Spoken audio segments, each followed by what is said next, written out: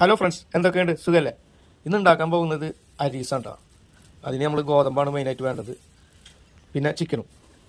അപ്പോൾ ഗോതമ്പും ചിക്കനും ഉപയോഗിച്ച് നമ്മൾ ഇന്ന് ഹരീസ് ഉണ്ടാക്കുകയാണ്. പരമാവധി എല്ല് ഒഴിവാക്കിയ ചിക്കൻ നമുക്ക് കഴുകിയെടുക്കാം. നമുക്ക് തലേ ദിവസം വെള്ളത്തിലിട്ട് കുതിർത്ത് വെച്ച ഗോതമ്പ് നമുക്കൊന്ന് കഴുകിയെടുക്കാം.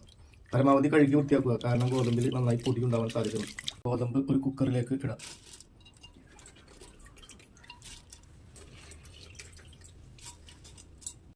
അരിഞ്ഞു വെച്ച സബോള നമുക്കതിൽ ചേർക്കാം.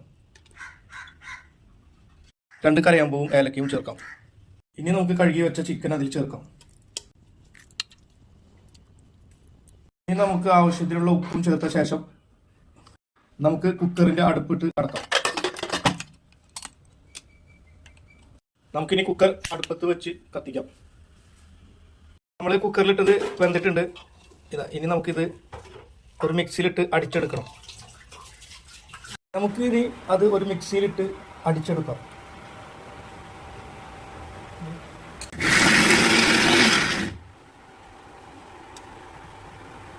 ബാക്കിയുള്ളതും ഇതുപോലെ അടിച്ചെടുക്കുക.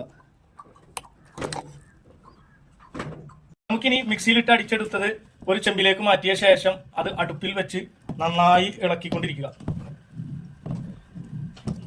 ഇനി നമുക്കതിലേക്ക് വേണ്ടത് തേങ്ങാപ്പാലാണ്. അതൊരു പാത്രത്തിൽ തേങ്ങാപ്പാൽ എടുത്തിട്ടുണ്ട്, അതിലേക്ക് ഒഴിച്ചു കൊടുക്കുക. ഇളക്കുന്നതിനനുസരിച്ച് നമുക്ക് കുറേശ്ശെയായി പാൽ ഒഴിച്ചു കൊടുക്കാം.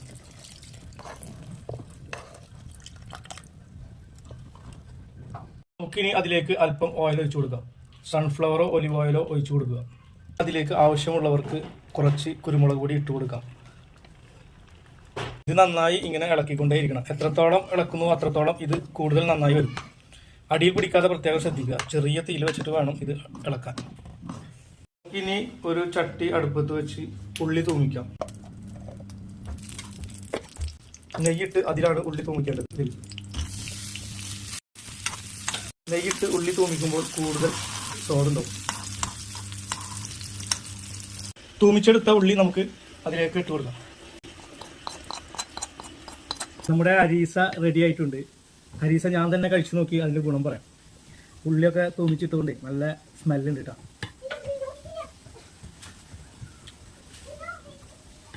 അടിപൊളിയായിട്ടുണ്ട്. ഞാൻ കാര്യമായിട്ട് പറയണ്ട, വെറുതെ അടിപൊളി എന്ന് പറയില്ല. നിങ്ങളിത് ഉണ്ടാക്കി നോക്കൂ, എനിക്ക് എന്തായാലും ഇഷ്ടപ്പെടും.